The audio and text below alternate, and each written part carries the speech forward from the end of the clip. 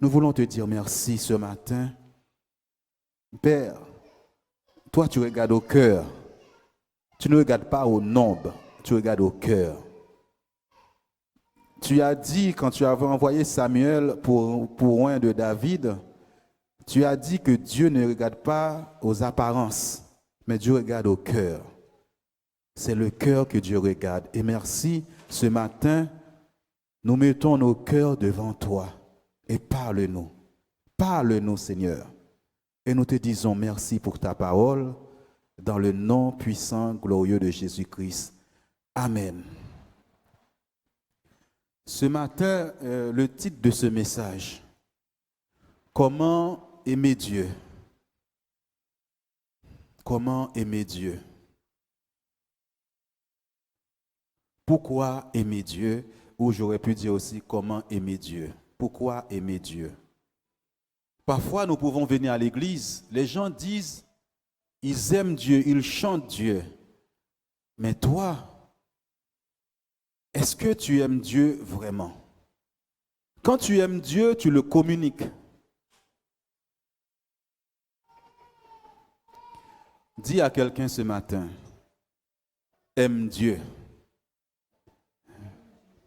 Merci. Michael aime Dieu. Mercha aime Dieu. Pourquoi tu dois l'aimer? Pourquoi tu dois l'aimer? Pourquoi tu dois aimer Dieu? Vous savez,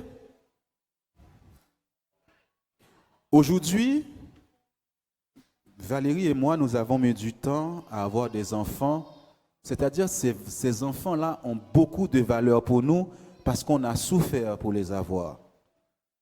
Toutes les choses pour lesquelles tu as souffert, tu vas les aimer, tu vas apprécier, tu vas considérer parce que tu as mis beaucoup de choses pour les avoir. Ça a une vraie valeur pour toi.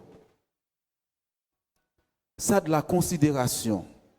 Quelque chose que tu achètes sur le marché à 5 euros ou quelque chose que tu vas dépenser 10 000 euros pour l'acheter, ce n'est pas la même valeur.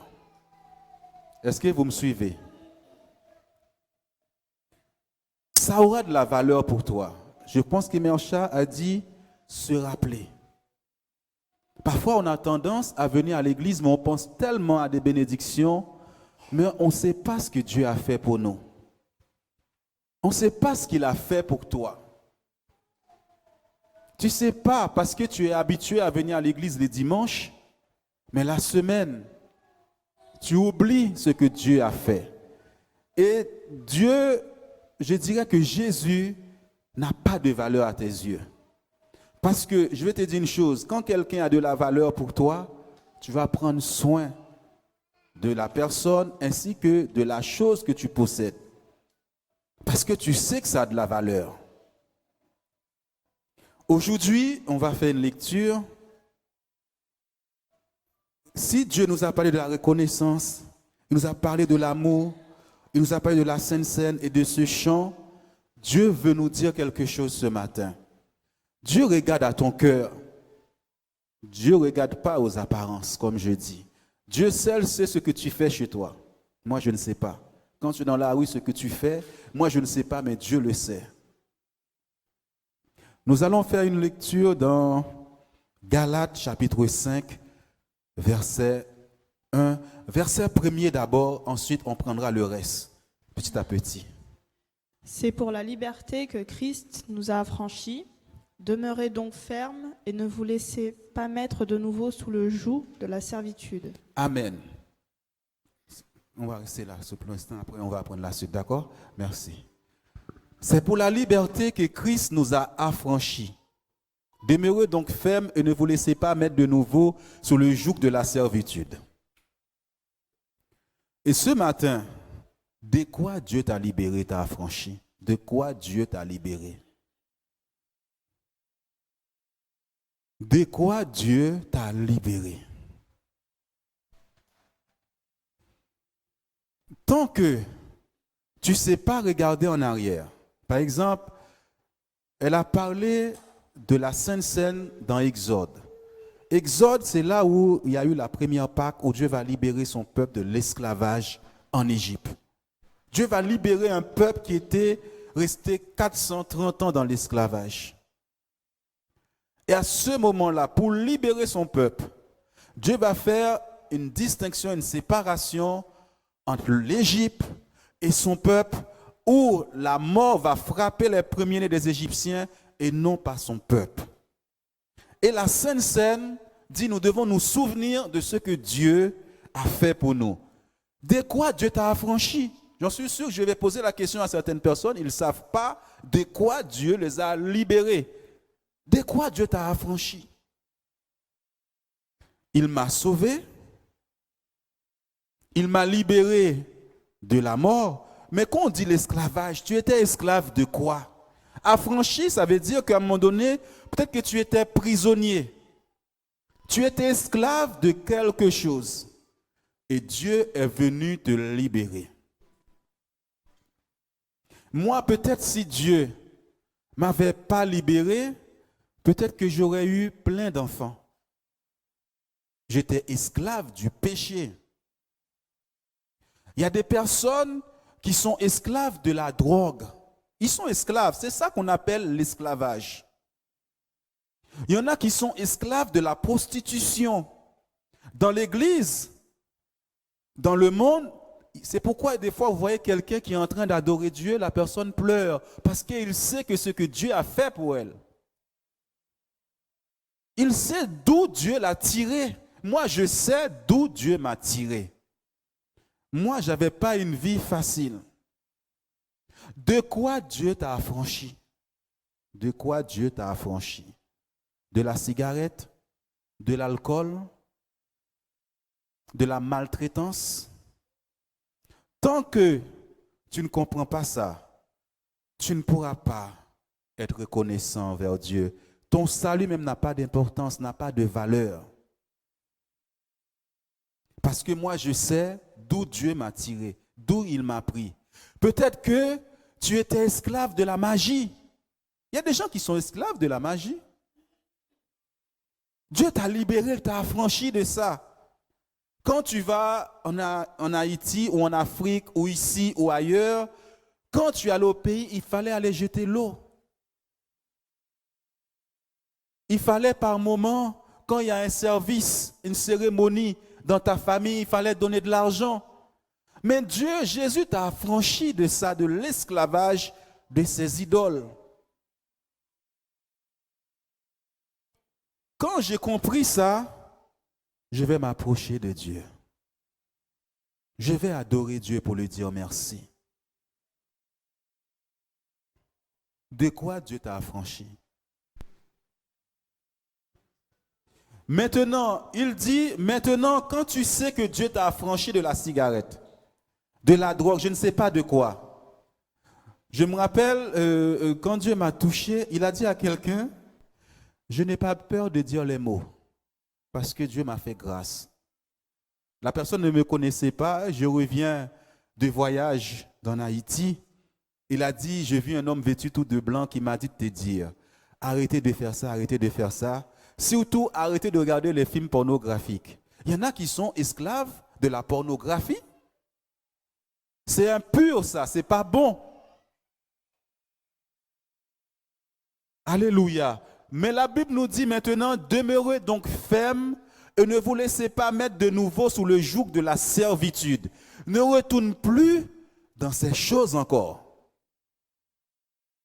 Si tu servais la magie, si tu étais un homme qui buvait, si tu étais un homme violent à tout moment, Satan va vouloir revenir pour te faire pratiquer ces choses. Il va revenir pour te rendre encore esclave de ces choses. Amen. Il va revenir. Moi, je dois demeurer ferme dans le Seigneur jusqu'au bout. Jusqu'au bout, je ne veux plus pratiquer ces choses. Le mensonge. Il y a des chrétiens qui mentent beaucoup. La Bible dit, Satan est le père du mensonge. Quand je mens, c'est que je prends pour père Satan. L'esprit de vérité est en moi, je ne dois plus mentir. Alléluia. De quoi Dieu t'a affranchi? Des mauvais esprits? Est-ce que ce matin, tu peux dire, Seigneur, voilà pourquoi je t'aime. Tu m'as libéré de ces choses. Il y a des gens qui mentent comme ils respirent, comme on dit. Ils mentent. Quand ils sont devant toi, ils passent leur temps à mentir. Ils passent leur temps. Ce n'est pas normal. Ils mentent pour un rien, ils mentent. Ça, c'est l'esprit de mensonge qui vient de Satan. Il dit, ne te remets plus sous ce joug-là. Quand je me suis converti, j'ai dit à mes parents, faites vos cérémonies. Moi, je ne participe plus à ces choses-là. Je dois prendre position pour Dieu et être reconnaissant parce que je sais de quoi il m'a libéré. Parfois, tu as l'impression que c'était rien, mais la cigarette était en train de te détruire. Et Dieu t'a libéré de cela. Moi, je sais de quoi il m'a libéré. L'Église aussi peut te mettre sous un joug. Il y en a d'autres qui disent, ne vous mettez, que vous ne soyez pas esclaves des hommes. Tu peux être dans une église esclave même du pasteur. Alléluia. Si la doctrine n'est pas bonne, vous pouvez tomber esclave dans la servitude. Je m'explique. Est-ce que tu peux continuer la suite, s'il te plaît? Je pense que Valérie est occupée. Ah, c'est toi. C'est moi. Okay. Voici, moi, Paul, je vous dis que si vous faites circoncire, Christ ne vous servira de rien. Et je proteste encore une fois à tout homme qui se fait circoncire qu'il est tenu de pratiquer la loi tout entière. Vous êtes séparés de Christ, vous tous qui cherchez la justification dans la loi, vous êtes déchus de la grâce. Pour nous, c'est de la foi que nous attendons, par l'Esprit, l'espérance de la justice. Car en Jésus-Christ, ni la circoncision ni l'incirconcision n'a de valeur, mais la foi qui est agissante par la charité. Amen. On va décortiquer ce passage, c'est très important. On va revenir. Moi, Paul, je vous dis que si vous faites circoncire, Christ ne vous servira de rien. Voilà, nous sommes dans une église et les gens sont convertis. Ils ont donné leur vie à Jésus. Et le pasteur, il arrive, il dit, vous devez vous faire circoncire. Je prends un exemple. La circoncision était sous la loi. Nous savons ce que représente la loi, qui est la condamnation, le jugement. C'est pourquoi j'ai dit, le chant que nous avons pris, je ne dois plus juger les gens.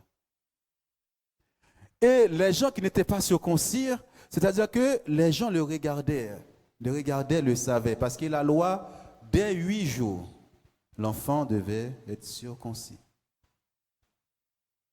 Et on pratiquait ça dans l'église. Aujourd'hui, il n'y a plus la circoncision, mais tu arrives dans l'église, on te voit avec les tresses, on dit c'est Satan. Il y a des églises, on te voit avec un bijou, on te dit que c'est Satan parce que dans l'Ancien Testament, il ne fallait pas le faire. Et à partir de là, dès que tu rentres, il y a un jugement qui commence sur toi. On te regarde mal. On te juge. Et là, dans tout ça, je vais te dire une chose, il n'y a pas d'amour dans ça. Il n'y a pas l'amour de Dieu. Il n'y a rien que le jugement. Je peux vous dire, la religion tue. Là où il y a la religion, il y a toujours la haine. La division. L'autre va dire, moi j'ai fait mieux. L'autre va dire, si tu ne pratiques pas, dis-moi, celui qui porte le pantalon, il n'est pas sauvé. Pose la question à ces gens-là qui disent ça. Et je vais te dire, là, la religion, il n'y a pas d'amour parce que celui qui n'est pas comme toi, tu ne l'aimes pas. Celui qui ne pratique pas comme toi, tu ne peux pas l'aimer. Tu vas le juger. Amen. Il y a beaucoup de choses, des jours qu'on met sur nous. La Bible dit c'est pour la liberté que Christ vous a affranchi. Soyez libres en Christ. La Bible dit là où il y a l'Esprit de Dieu, là où il y a la liberté. Mais je respecte Dieu. quand je me donne à Dieu, je ne fais pas n'importe quoi dans la présence de Dieu. Je suis quelqu'un de nouveau. Mon comportement change. Les gens voient que j'aime vraiment les gens. C'est-à-dire que ça, c'était la loi. Il dit que si tu pratiques la circoncision, si tu pratiques toutes ces choses, tu dois pratiquer toute la loi. Et personne n'a réussi à pratiquer la loi. Personne, sauf Jésus. Toutes ces personnes, des fois, qui vous disent il faut faire ça, il faut faire ci, elles-mêmes n'arrivent pas à pratiquer ça. Là, il dit c'est par grâce. Tout ce que j'ai pu faire, c'est par grâce. Je vais vous donner un témoignage de moi-même. Avant-hier, j'ai eu un problème avec une personne. Je ne me suis pas reconnu. La colère, même s'il y a des choses que je n'aimais pas, je me suis senti attiré par la colère. Et ensuite, hier toute la journée, je n'étais pas bien. Ça m'a dépassé. Je n'étais pas bien. Et ensuite, Dieu me dit, va t'humilier. Quand tu aimes quelqu'un, tu ne dois pas blesser quelqu'un. Et j'ai blessé. Waouh, j'ai dit Seigneur. Il me dit, t'as vu là où je t'ai amené? Dans la connaissance, je t'ai amené loin. Mais je vais te montrer que tu es un homme. Tu es un homme et par moments, tu peux faire des erreurs. Parfois, tu peux te penser tout puissant. Tu es homme, c'est le Saint-Esprit qui t'utilise. J'étais vulnérable. Je ne me suis pas reconnu. Et je suis arrivé quelque part et on était en train de parler de quelqu'un qui est très humble. Zidane. Zidane a fini sa carrière sur un coup de boule. Il a craqué. Et les gens ont parlé de ça, ils disent, regardez ce qu'il a fait. L'homme a réussi à le faire craquer. Il y a des gens qui étaient là autour, ils disent, c'est pour vous dire que l'homme reste l'homme. Malgré son humilité, un jour il peut craquer. Il peut faire quelque chose que d'habitude, il ne fait pas. Zidane, je peux vous dire sincèrement, c'est quelqu'un qui a l'humilité, malgré tout ce qu'il a, il n'aime pas parler, il ne se montre pas. J'aime ça, l'humilité chez les gens. Et Dieu est en train de me parler encore. Il me dit, va voir cette personne, humilie-toi, demande pardon. J'ai été voir la personne, j'ai dit, je te demande pardon. C'est pas moi ça, je ne cherche pas d'excuses, même si toi tu m'as fait ça. J'aurais pas dû, je te demande pardon. Dieu m'a dit, où est mon amour? Où est l'amour que j'ai mis en toi? Et sincèrement, j'avais honte de Dieu. J'avais honte. Il y a des moments, tu arrives à un truc, tu as fait quelque chose, tu as honte de Dieu. Honte, parce que l'Esprit de Dieu ne te permet pas de faire ça. Parce qu'il est en toi. Dieu dit, il résiste aux orgueilleux, mais il fait grâce aux humbles, les gens qui sont humbles. J'ai été voir cette personne, je te demande pardon. J'aurais pas dû, même malgré que je demandais pardon, je n'étais pas bien. Comment tu peux passer à blesser quelqu'un avec ta langue, avec ta bouche? On parle de l'amour de Dieu, on parle Dieu regarde au cœur. Comment tu peux faire du mal à quelqu'un même? À critiquer quelqu'un? Vous savez, il y a des églises, c'est juste la forme. Il y a des chrétiens, c'est juste la forme. Mais il y a la critique, le jugement. On juge les gens. Dieu n'est pas dans ça. Il dit, regarde, quand tu pratiques la loi, toutes ces formes-là dans l'église, il n'y a pas d'amour. Il dit, vous êtes séparés de Christ. Vous, tous qui cherchez la justification dans la loi, vous êtes déchus de la grâce. Il y a des gens, on met une affiche sur la porte, si vous avez un pantalon, n'entrez pas.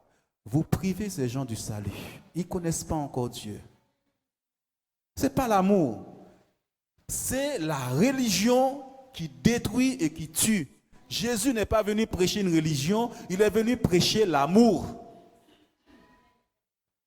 C'est l'amour qui fait la différence. Nous avons vu un message dernièrement, l'amour triomphe toujours.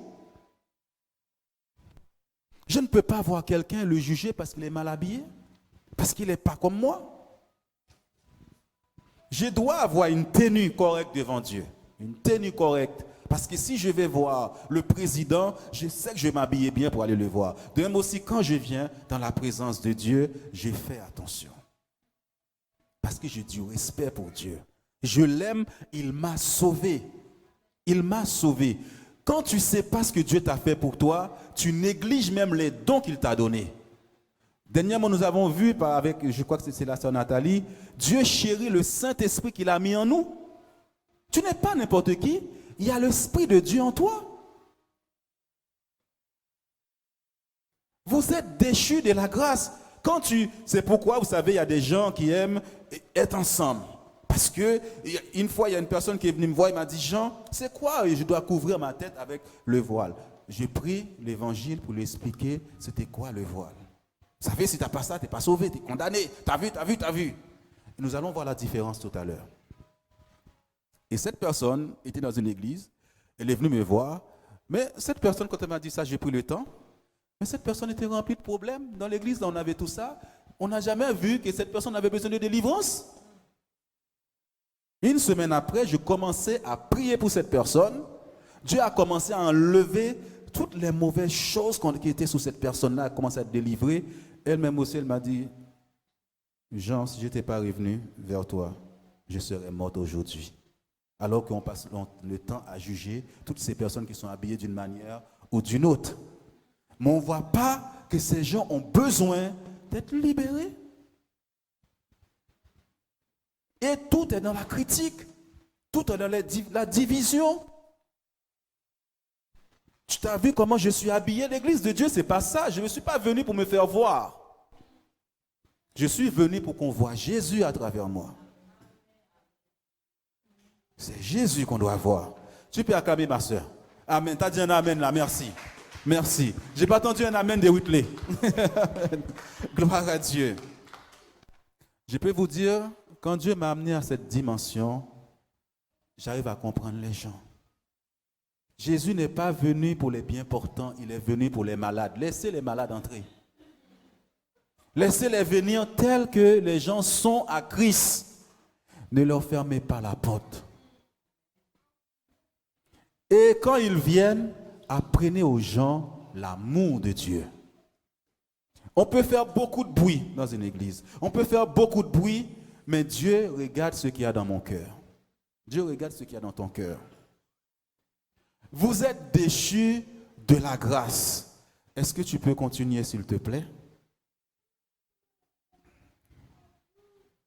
C'est bon? Pour nous, je ne sais pas pour toi. Pour moi, voilà ce que Dieu attend de moi. C'est de la foi que nous attendons. Parfois dans les églises, on voit toutes ces choses, il n'y a pas la foi. La semaine, cette même personne fraude, cette même personne vole, cette même personne fait des magouilles, mais la semaine, on impose des choses aux gens. C'est ça que les gens sont hypocrites. Tu imposes, habille-toi comme ça, fais comme ça, mais quand on regarde, il n'y a pas la foi. Quand la personne a besoin de faire venir son enfant du pays, il va magouiller. Il va prendre l'argent. Alors qu'il dit que Dieu est riche, mais attends-toi à Dieu. Dieu peut te faire prospérer. Dieu peut te bénir. C'est la foi. Moi, la seule chose, quand j'arrive vers quelqu'un, j'aime quelqu'un qui m'amène dans la dimension de la foi. Je vois la foi chez toi. Tu es malade, je vois la foi. Parfois, la plupart des gens sont malades. Ces gens-là ne sont jamais guéris. Tu arrives, tu vois un pasteur, et jamais tu vois la guérison. Tu vois jamais la délivrance. Le Saint-Esprit n'est pas là. Ce n'est pas le fait que de prêcher, de chanter ou de servir Dieu, être moniteur ou monitrice. Est-ce que, la dernière fois nous avons vu, est-ce que nous sommes conduits par l'Esprit de Dieu? Est-ce qu'il y a le Saint-Esprit? Ensuite, il dit par l'Esprit, l'espérance de la justice. Je dois être un homme, une femme qui pratique la justice. Oui, c'est oui. Non, c'est non. Quand j'ai fait une erreur, je reconnais que là, j'ai mal fait, j'ai mal agi. Ça ne veut pas dire que je ne ferai pas d'erreur dans ma vie. Je vais en faire encore. Mais c'est de reconnaître, là, Jean, tu aurais dû faire les choses autrement. Et Dieu aime ça, c'est de l'humilité. L'humilité, c'est de reconnaître. Vous savez, même aux États-Unis, ils disent, quand tu as fait une faute, quand tu passes à la télé, tu demandes pardon, tu es à moitié pardonné. Les gens te pardonnent quand même. Amen. Armstrong, il connaît ça. Qu'est-ce qu'il a fait à un moment donné? Il a dit, il faut que je passe à la télé pour dire tous les titres là, voilà, j'ai fraudé.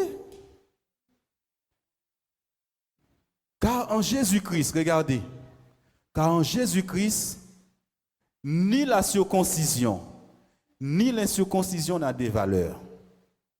Toutes ces choses-là, il y a des passages que je ne vais pas prendre. Il y en a qui te disent, il ne faut pas manger ça. Il ne faut pas manger ça. Il faut manger ça.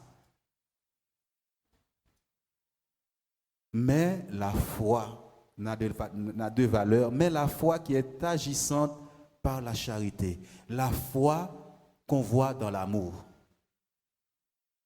Voilà ce qui intéresse Dieu dans une église et dans ta vie. La foi et l'amour. Si j'ai l'amour, je vais aimer les gens. Quand je fais mal à quelqu'un, je vais sentir que j'ai fait mal. Quand je critique quelqu'un, vous savez, des fois, tu mens sur une personne, tu jalouses une personne, là, il n'y a pas la foi qui est agissante par la charité.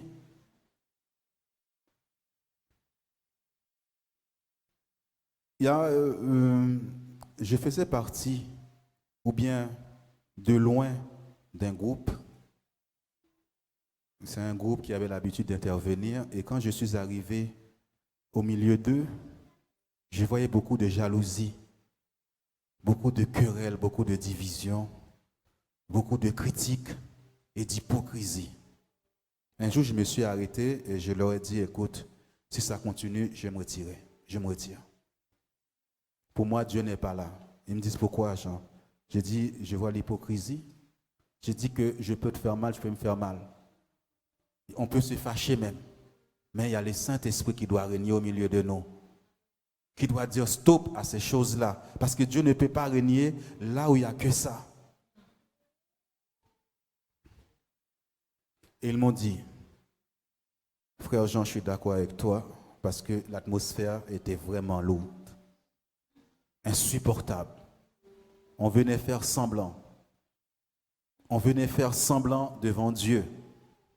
Il y a un temps, je dois reconnaître, dire Seigneur, pourquoi je critique cette personne, peut-être qu'à un moment donné, qui est tombée. Peut-être entre-temps, cette personne a fait la paix avec Dieu. Et toi, tu continues à critiquer cette personne, tu continues à la juger. Vous savez, nous les chrétiens, parfois, quand quelqu'un a commis une faute ou un péché, on est là à détruire cette personne. Parfois, la personne a peur même de venir à l'église parce qu'il y a les yeux qui regardent cette personne. Mais où est le sacrifice de la croix? Jésus est mort pour cette personne. Pourquoi tu continues à la juger? Que Dieu nous aime, nous aide dans l'amour. Être reconnaissant, nous qui étions pécheurs, il est mort à la croix pour nous. Il n'a même pas demandé pourquoi tu as péché. Il a accepté de mourir à la croix pour prendre nos péchés, pour prendre toutes tes maladies, pour prendre tes fautes. Il les a effacées à la croix. Mais la foi qui est agissante par la charité. Ne te laisse pas par un homme te soumettre à toutes ces choses. C'est pour la liberté. Je suis libre en Christ. Je suis libre en Christ. Mais j'aime Jésus.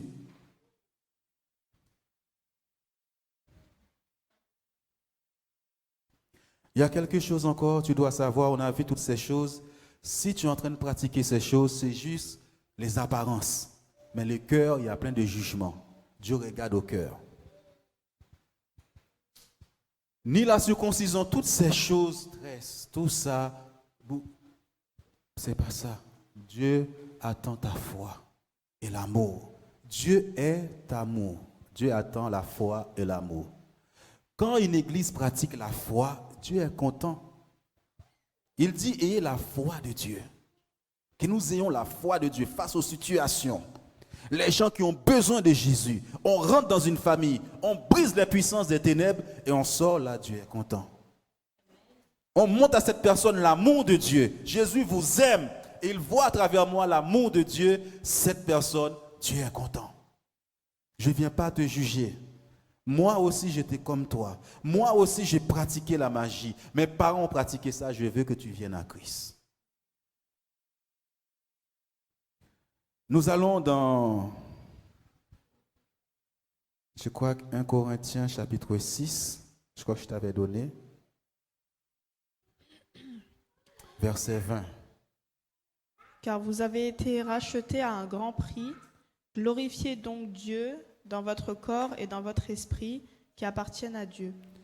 Car, parfois nous ne savons pas le prix que Dieu, le prix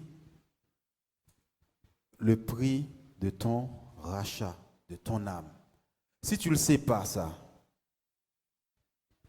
le grand prix, parce que je te dis, tout ce que tu n'achètes à 5 euros, ça n'a pas de valeur.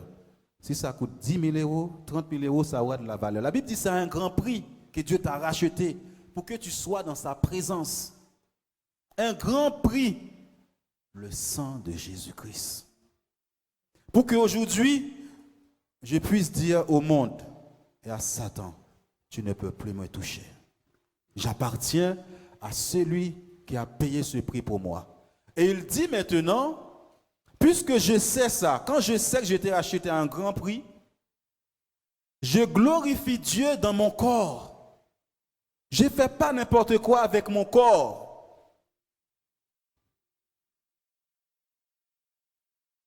Dans mon esprit, mon corps appartient à Dieu. Ce n'est pas n'importe quel homme qui peut toucher mon corps. Ce n'est pas n'importe quelle femme qui peut toucher ton corps. La présence de Dieu n'est pas un jeu. Si j'appartiens à Dieu, mon corps doit glorifier Dieu aussi. C'est comme aujourd'hui, on peut dire, j'avais préparé un message au cas où, si j'arrive le jour de ton mariage, on me dit que c'est moi qui prêche. Pendant que j'étais dans la salle, je suis sorti, je suis entré, j'ai pris mon cahier parce qu'une fois le pasteur m'avait dit, Jean, écoute, comme tu es un serviteur, je n'ai pas le message prêche. Alors je me suis dit, on ne sait jamais, s'il me dit de prêcher, je vais prêcher pour ton mariage. La pensée que Dieu m'avait donnée, il m'avait dit, tu vas dire ça. Maintenant, quand on voit Yolette, on sait que Yolette appartient à Michael. Michael appartient à Yolette. Alléluia. Gloire à Dieu. Gloire à Dieu. Et Michael est fier de Yolette. Yolette est fière de Michael. Glorifie donc Dieu dans ton corps. C'est-à-dire que quand le monde te voit, va dire, je ne peux plus m'approcher de cette femme, de cet homme. Maintenant, elle appartient à Jésus-Christ. C'est pas parce que Dieu a enlevé la saleté qui est sur toi. Tu es la fille du roi de Dieu. C'est pas n'importe qui doit te toucher. Est-ce que vous savez, des fois, quelqu'un peut venir faire semblant, il est converti, tout simplement parce qu'il a vu des belles filles dans l'église? Et profiter, il s'en va. C'est pourquoi nous devons veiller. Tu as de la valeur aux yeux de Dieu. Dieu t'a racheté ton corps à un grand prix. Maintenant, tu n'es pas la copine de tout le monde. Alléluia. Maintenant, sur Internet, il y a toutes sortes de choses qui se passent. Il y a les païens qui disent, vends ton corps sur Internet. Mon corps appartient à Dieu. Je m'habille de manière correcte dans la rue. Vous savez, l'habit ne fait pas le moine, comme on dit.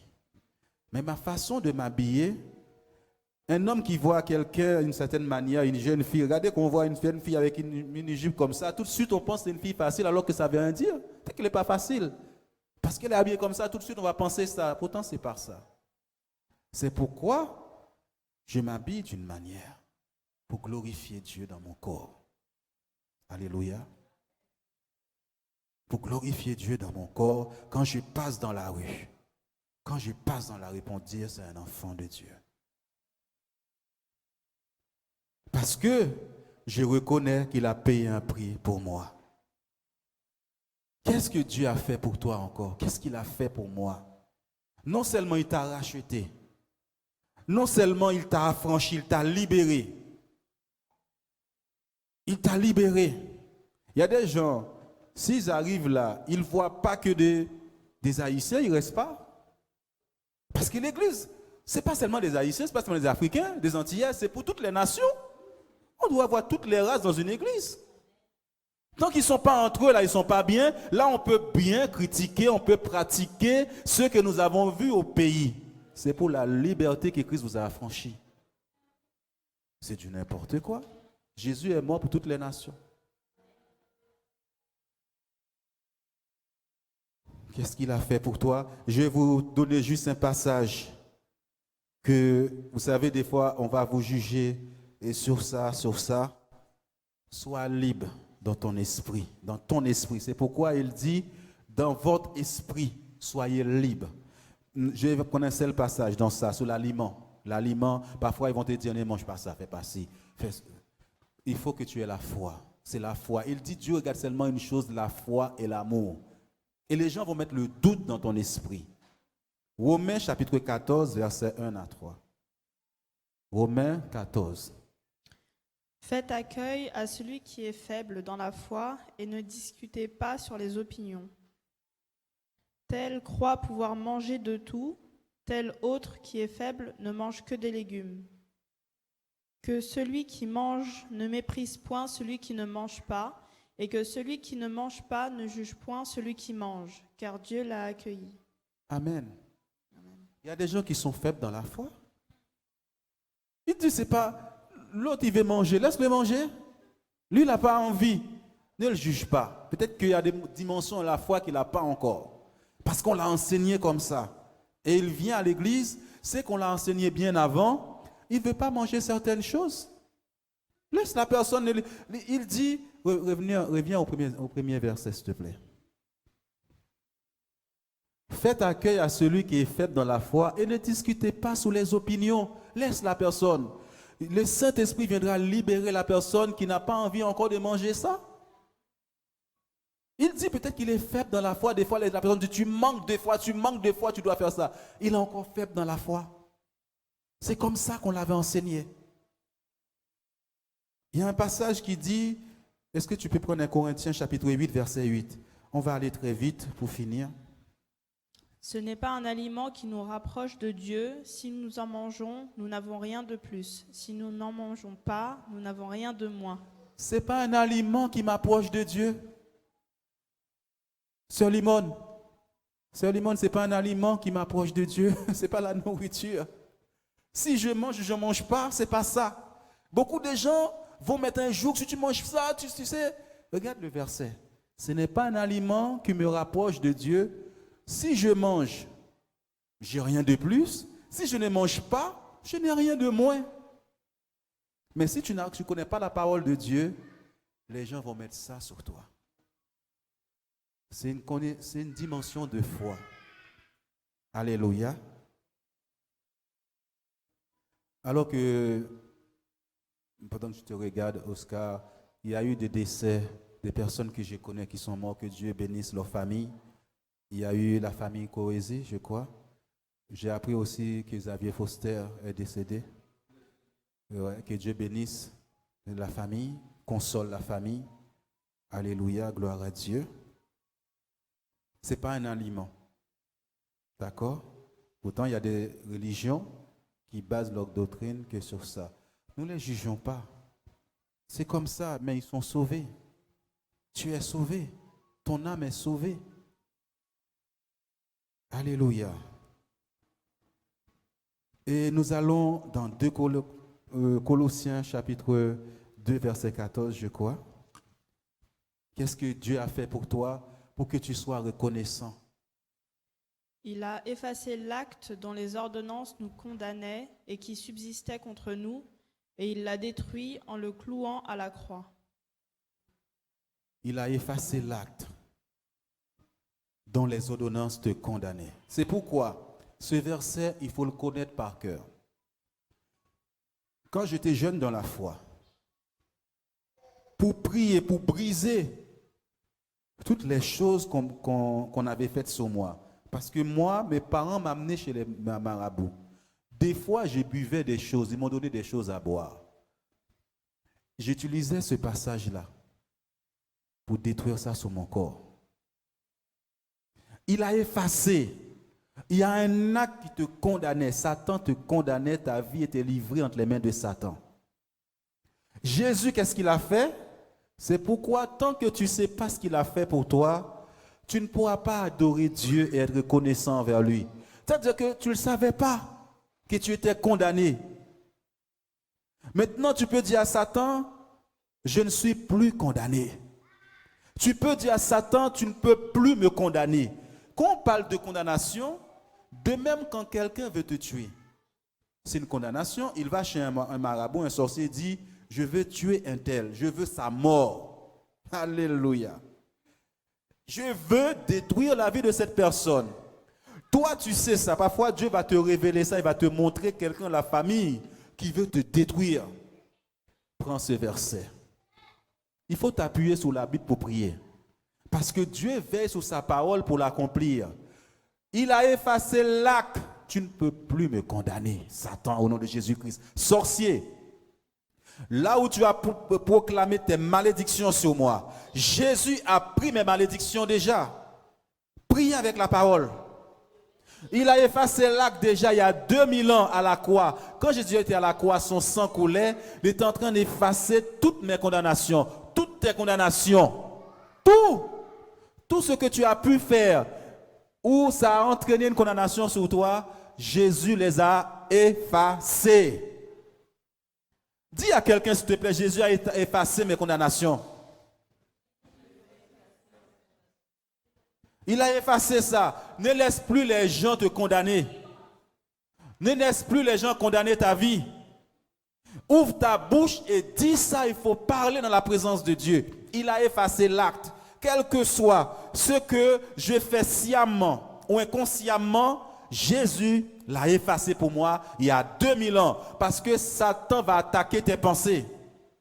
Dis-lui ce que le sang de Jésus-Christ a fait pour toi à la croix. Être reconnaissant envers Jésus. Tu n'as rien fait pour ça, c'est gratuitement. Et si vous allez plus loin, la Bible dit il a dépouillé Satan pour toi. Est-ce que tu peux donner la suite? Que les gens voient. Parce que des fois, les gens ont peur des démons, ils ont peur de Satan. Regarde ce que Jésus a fait il y a 2000 ans à la croix. Pour toi et moi. Tu sais les mauvais esprits dans ta famille. Il y avait un esprit dans ma famille, on avait très peur. On disait qu'il était fort, mais un jour j'ai dit à quelqu'un, il n'a aucune puissance. Il est dépouillé, il est à nu. Il s'appelle Bossou Mayan, mais il n'a rien. Et ils disent, comment lui peut parler avec assurance comme ça? Parce que le sang de Jésus, le nom de Jésus, il est vraiment dépouillé. Amen. Regarde, il a dépouillé les dominations et les autorités. Il les a livrées publiquement en spectacle, en triomphant d'elles par la croix. Ça, il faut le dire, il faut connaître ces versets. Quand tu sens que tu es dans un combat, ta famille est dans un combat, prends ça. Satan, tu n'as plus de force. Cite son nom. Exile dans toi, tu n'as plus de puissance. Tu es dépouillé. Au nom de Jésus-Christ, tu vas voir comment il prend la fuite. Et quand tu sors, la famille va sentir qu'ils viennent prier là. L'esprit a été secoué.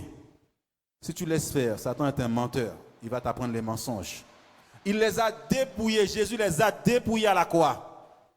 Il a effacé tout acte de condamnation. Le sorcier qui va te condamner, dis-lui.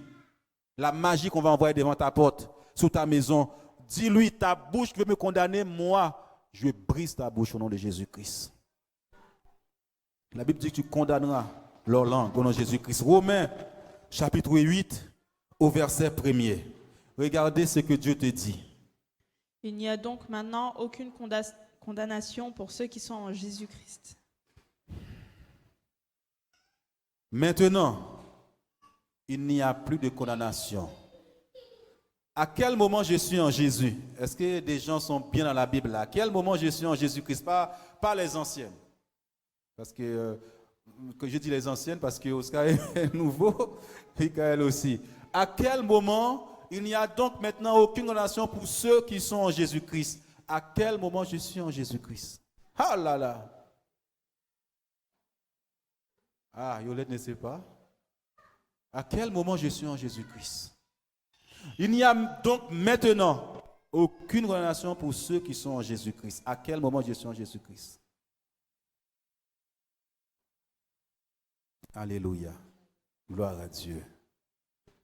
Tu le sais, oui? Comment? C'est bien, mais il y a quelque chose qui s'est passé lors de ton baptême. Il vient habiter et tu as revêtu Christ.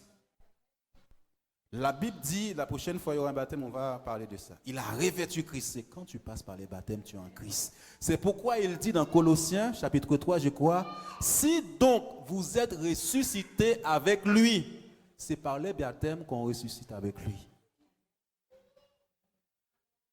Tant que tu résistes au baptême, il y a des choses que tu ne sais pas. Il n'y a donc plus de condamnation pour toi. Qui va te condamner? Mais il faut le connaître, ces versets-là, pour le dire quand tu es dans le temps de combat. Parce qu'il y a des moments, tu sens que tu es attaqué, même par la famille, même au travail. Est-ce que je vais vous dire une chose? Je vais vous dire une chose. Quand moi j'étais dans le monde, quand j'allais chez moi, on me donnait une protection. Des fois c'était un mouchoir. Sors le mouchoir rouge. Alléluia. Alors, toi tu viens avec ton gris-gris au travail. Tes parents t'ont donné parce que tu ne connaissais pas Dieu. Il y a les Antillais aussi qui pratiquent, Martinique, Guadeloupe, qui pratiquent la magie aussi. Et ils viennent dans le même travail avec leur chance. Amen. Toi, tu viens avec ta chance que le sorcier t'a donnée. L'Africain vient aussi avec sa chance que le sorcier t'a donnée. Toi, quand tu arrives au travail maintenant, tu n'as plus ça. Et tu libères par la parole de Dieu dans le travail pour dire que je suis la lumière de ce travail. C'est moi qui domine, c'est moi qui règne. Eh bien, les mauvais esprits là, que chaque personne a là, va dominer sur toi. Tu es cette lumière. Même quand les gens t'attaquent, toi, tu libères la parole au travail. Quand tu arrives, moi, je suis fils de Dieu. Je ne suis pas n'importe qui. Je paralyse tous les mauvais esprits qui sont dans ces lieux au nom de Jésus-Christ. Je les paralyse. Il faut parler. Ils viennent avec leur gris-gris. Le sorcier leur a donné des choses. Quand ils arrivent au travail, ils disent ça. Hein? Mais si. Il faut parler. Quand j'arrive dans le travail, je dis, Seigneur, je libère ta présence là. Je suis la lumière, moi. Et je paralyse tous les mauvais esprits. Quand quelqu'un, je sens qu'il est contre moi, je lis cet esprit qui est derrière toi. Et c'est moi qui domine là. Ce n'est ni par la force, ni par la puissance, mais par l'Esprit de Dieu. L'Esprit de Dieu est partout. Il est partout, parle. Si tu sens qu'il y a une mauvaise personne au travail, ne va pas te battre. Dis-lui, l'esprit qui est derrière cette personne-là, je te paralyse. Au nom de Jésus-Christ, je prends le dessus sur toi. Il dit, tu ne marcheras sous toute la puissance de Satan et rien ne doit te nuire. Rien. Au nom de Jésus-Christ, je suis la lumière. Quand la lumière arrive quelque part, elle est claire.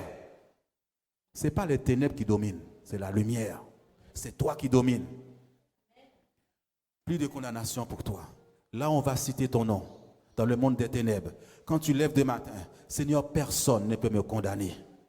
Moi, Jésus a été condamné à ma place. Jésus a été jugé à ma place. Juge-moi si tu veux. Fais ce que tu veux. Une seule chose, Jésus a déjà pris ça pour moi à la croix. Au nom de Jésus-Christ, il a dépouillé les mauvais esprits qui sont derrière toi. Au nom de Jésus-Christ, est-ce que tu peux être reconnaissant envers Dieu pour ce qu'il a fait pour toi? Dans ta bouche, il y a la vie. Quand tu arrives quelque part, dans la famille, on a fait une expérience avec les deux sœurs. Je crois que Nathalie et Inosia. On est parti dans un... Quelqu'un m'a dit de venir prier dans sa maison.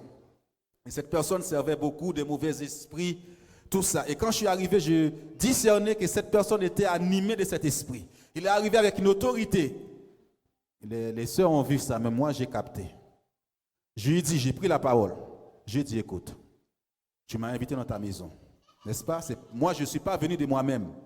Tu m'as invité, maintenant, c'est moi qui prends possession de ta maison. Tu m'as invité au nom de Jésus-Christ. C'est moi qui prends possession de cette maison. Tout autre esprit, dégagé. C'est l'Esprit de Dieu qui prend possession maintenant. L'atmosphère a changé. Les sœurs m'ont dit, waouh, Jean. Sœur Nathalie m'a dit, waouh. J'ai dit, oui, quand tu arrives quelque part, prends autorité dans ces lieux. Libère la parole de vie au nom de Jésus-Christ et que la mort soit balayée au nom de Jésus-Christ. Soyez bénis dans le nom de Jésus-Christ. Vous pouvez acclamer. Vous pouvez acclamer Dieu. Alléluia. Alléluia. Alléluia. Dans tout ça, ce que Dieu veut voir, c'est ta foi et ton amour. Innocent, est-ce que tu peux reprendre ce chant, Walk in Love, et pour terminer, la foi. La foi, c'est la parole de Dieu. De t'appuyer sur ce que Dieu dit et de prier en fonction et de croire à ce que Dieu dit. Même si les gens te jugent, ce n'est pas grave. Même si les gens ne t'aiment pas, ce n'est pas grave. Aime-les au nom de Jésus-Christ. Tu peux mettre ce chant, s'il te plaît? Marchez dans l'amour et dans la foi. Ne juge pas les gens. Ne les critiquez pas. Même si tu vois une jeune fille qui pratiquait le péché, parce que tout simplement elle ne connaît pas encore Dieu, prie pour cette fille pour qu'elle puisse venir à Jésus-Christ. Alléluia. Gloire à Dieu. Je veux marcher comme tu as marché. Je veux s'aimer comme tu as aimé. Sur la route, malgré les coups, tu n'as pas répondu aux injures. Alors qu'on crachait sur ta figure, tu as méprisé les clous. Quand tu m'as aimé plus que tout, ce que Dieu a fait pour toi et dis-lui merci ce matin. Marche dans l'amour. L'amour fait la différence. Oui, je veux même si tu as blessé des gens, va les voir. Chaque jour dans ton amour, car la miséricorde triomphe du jugement, triomphe même de la mort. Oui, l'amour triomphe encore. Walk in love. Dieu n'attend que ça. Ne juge pas. Dans l'amour. Oh, aide-moi, Seigneur. Aide-moi à pratiquer l'amour. Aide-moi à pratiquer la foi, Seigneur, quel que soit. Je te le demande, Seigneur. Je marche dans son amour. Être reconnaissant. Je fais le choix de ne plus juger. Je fais le feu de tout pardonner. Que tu critiques un chrétien, un frère ou une sœur, tu critiques ton propre corps. Ma bouche. Je veux marcher comme tu as marché. Je veux aimer comme tu as aimé. Quand tu t'es donné pour moi, quand tu m'as aimé à la croix. Walk in love, marche dans l'amour. Oui, je veux marcher chaque jour dans ton amour. Car la miséricorde triomphe du jugement. Arrête de juger. Jésus n'a pas jugé, ne t'a pas jugé. Oui, l'amour triomphe encore. Walk in love. Il est plus facile de faire le mal que le bien. Marche dans l'amour. Aime la famille. Le poids des blessures, ton ennemi. L'amour triomphe toujours. Walk in love. Je marche dans son amour. Est-ce que tu peux dire, Seigneur, ce matin, je reconnais ce que tu as fait pour moi. Je reconnais la valeur que tu m'as rachetée à un grand prix. Tout à l'heure, il a dit, souviens-toi. Souviens-toi. Quand tu prends la Sainte Seine, tu dois te souvenir ce qu'il a fait pour toi, ce qu'il a fait pour moi. Dis-lui merci, Seigneur. Je ne suis pas venu te demander, je suis venu te dire merci, tu as sauvé mon âme. Dis-lui merci. Et je pense, Sœur Yolette, Dieu t'aime beaucoup. Tu dois lui dire merci pour ce qu'il a fait. Comment il a accéléré les choses dans ta vie. Le baptême, le mariage, c'est beaucoup. Tu dois être reconnaissant envers Dieu, comme la sœur Mercha l'a dit à la Sainte Seine. Et maintenant, d'être reconnaissant et de marcher en l'amour de Dieu pour ce qu'il a fait. Dites merci.